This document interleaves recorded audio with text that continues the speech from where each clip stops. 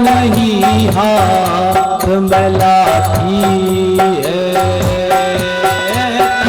कपड़ा तो नहीं हाथ मिलाती है, दुबला पूरा सकड़ा कपड़ा और काती है, दुबला पूरा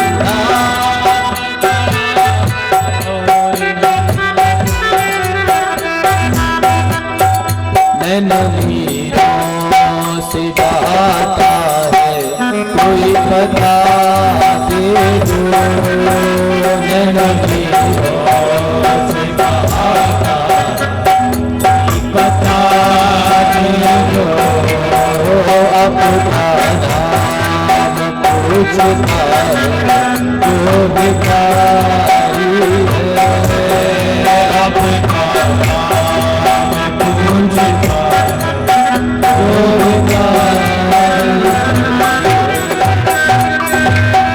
सरकार। वो आपका नाम पूछ रहा है, भगवान ने कहा अपना नाम क्या बता रहा है, अपना नाम क्या बता रहा है? तो कहते हैं सरकार, पूछत दीन दयाल को नाम और बतावत आपनो नाम सुदामा। जैसे ही भगवान ने सुना, दाम नहीं सुन पाए, तत्काल सिंहासन पर खड़े हो गए। जैसे ही भगवान खड़े हुए, भगवान ने खड़ाओं को छोड़ दिया, खड़ाओं की ध्यान आ रही, भगवान ने छलांग लगाई और छलांग लगा करके भगवान सीधा दौड़ लगा दिए। भगवान का दुपट्टा कहीं गिरा, सैनिक घबरा गए, द्वारिकाधीश कहाँ भागे जा रहे हैं? रुक्मणी ने कहा नाथ कहाँ जा रहे हो? उद्धव जी आ गए, बोले भगवान ऐसी इतनी जल्दी कहाँ भागे, क्या बात है? द्वारपालों ने कहा पता नहीं, कोई ब्राह्मण आया, भगवान भाग के चले गए। रुक्मणी कहती है अरे द्वारिकाधीश, कम से कम चरण पादुकाएं पहलो, 7 देवरी द्वार है, 7 द्वार बाद खड़ा है वो, गरम गरम धूप है, आपके पैर जल जाएंगे ना, तो खड़ाऊ पहन लो। भगवान दौड़े जा रहे हैं, भगवान के बेटे प्रद्युम्न आ गए, कहा पिताजी कहाँ जा रहे हैं? तो द्वारपालों ने कहा पता नहीं, कोई ब्राह्मण आया है, भगवान मिलने जा रहे हैं। आगे आगे भगवान दौड़ रहे हैं, पीछे पीछे उद्धव जी दौड़ रहे हैं, उनके पीछे प्रद्युम्न दौड़ते जा रहे हैं। भगवान नंगे पांव जा रहे हैं, क्यों? तीनों के बंधु करुणा के सिंधु, लेकर नैनों में जल बिंदु,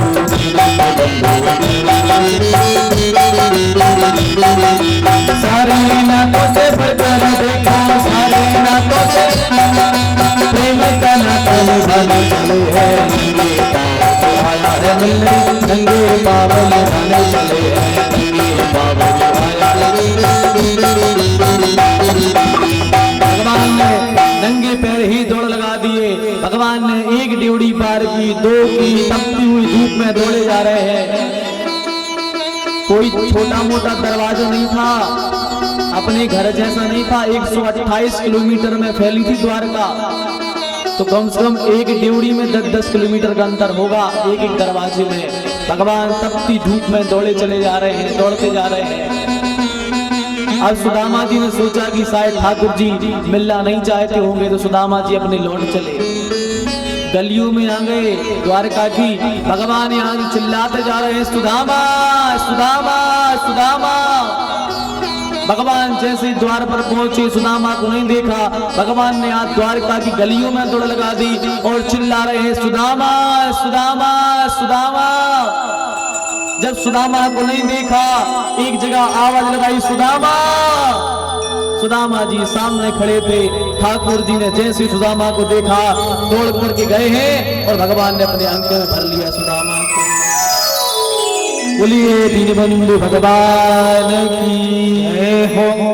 भगवान ने अंक में भर लिया। इतना रोए भगवान, इतना रोए, इतना रोए हैं आज अपने प्राण प्यारे मित्र के लिए, इतना रोए हैं कि भगवान को होश नहीं रहा। भगवान ने कहा क्यों सुदामा, अपने मित्र पर जरा सा भी भरोसा नहीं था? अरे हम आ रहे थे तुम्हें लेने, अपने मित्र पर भरोसा नहीं था तुम्हें? सुदामा ने कहा नाथ, आप पर तो भरोसा खुद के प्राणों से ज्यादा आप पर भरोसा है। फिर सुदामा लौट क्यों रहे थे? बोले नाथ, हमें लगा शायद आप मिलना नहीं चाहते इसलिए लौट रहे थे। भगवान ने तत्काल दारुक को आदेश दिया, दारुक रथ लाओ। सुदामा जी को रथ पर बैठाला और बैठा कर के भगवान महल में लेकर के आए हैं। जैसे ही महल में लाए हैं, सोने की सिंहासन बनी है, हीरा जवाहरात मणियां लगी है, बड़ी सुंदर सिंहासन है। भगवान ने अपनी सिंहासन पर सुदामा को बैठा दिया, कहा बैठो। भगवान ने एक सांस में सबको आदेश दिया, लक्ष्मणा, जल्ला और रुक्मणी पानी पीने के लिए लाओ, मित्रवृंदा भोजन बनाओ, सुदामा के लिए तैयारी करो। एक सांस में सबको आदेश दे दिया। एक से कह दिया सत्य आ जाओ, सूजी लेके आओ। पर रुक्मणी को जब देखा कि रुक्मणी जल लाने में विलंब कर रही है, तो ठाकुर जी इतना रोए, इतना रोए। देख सुदामा की दीन दशा, करुणा करके करुणा निधि रोए, और पानी परात को हाथ छुयो नहीं, और नैनन के जल सो पग धोए। कितने दीन बंधु है भगवान, कितना अपने भक्तों को चाहते हैं। इतना बड़ा स्वामी तो दीन बंधु कोई नहीं होगा। अरे बड़े बड़े सेठ देखे हैं, बड़े बड़े सेवक देखे हैं, पर ठाकुर जी जैसा सेठ नहीं देखा। ठाकुर जी इतना रोए हैं, इतना रोए हैं सुदामा के लिए कि अपने आंखों से आंसू की धार बह रही है, जैसे गंगा यमुना की धार बह रही हो। धार बह रही है ठाकुर जी की नेत्रों से, और भगवान ने सुदामा की कोमल चरणों को अपने नेत्रों के जल से धो दिया। भगवान देख रहे हैं, सुदामा के चरणों को हाथ में लेते हैं और देखते हैं कि एक चरण में हजारों हजारों कांटे लगे हैं। भगवान अपने मुख से एक एक चुन चुन करके कांटे निकाल रहे हैं, एक एक चुन चुन करके कांटे निकाल रहे हैं।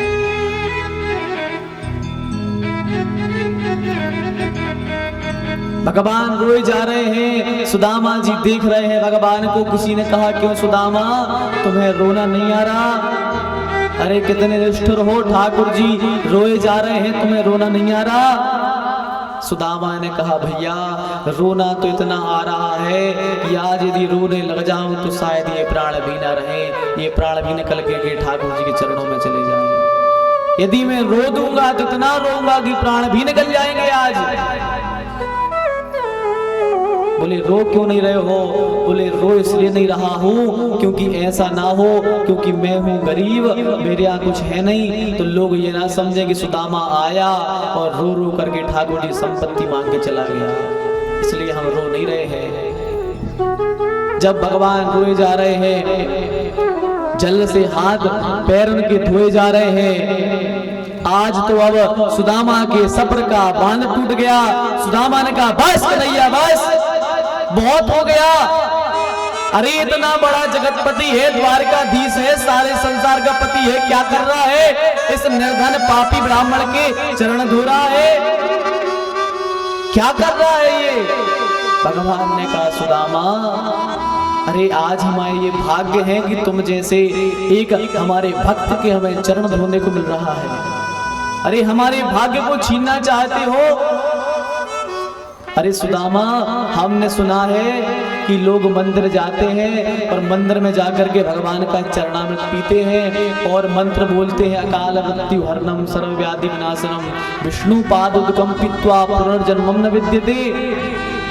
पंडित जी भगवान जब हमारे चरणों का चरणामृत देते हैं, कहते हैं अकाल मृत्यु हरणम, तुम्हारी अकाल मृत्यु हर ली जाएगी, सारी व्याधियां नष्ट हो जाएंगी ये चरणामृत पी लोगे तो सुदामा मेरे चरणों का चरणामृत पी करके सब अपनी विपत्तियां भूलते हैं, पर मैं किसका चरणामृत पी लूं कि जिसके पीने से हमारी विपत्ति दूर हो जाए?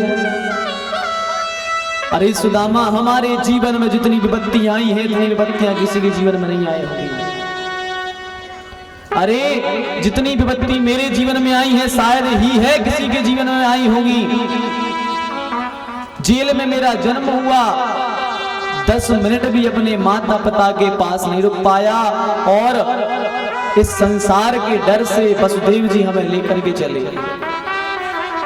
घोर अंधकार की रात थी, चारों तरफ से बिजलियां कड़कड़ा रही थी, बारिश हो रही थी और हमारे पिताजी बीच जमुना में लेकर हमें जा रहे थे। यमुना हिलोड़े मार रही थी, पिताजी को डुबा रही थी।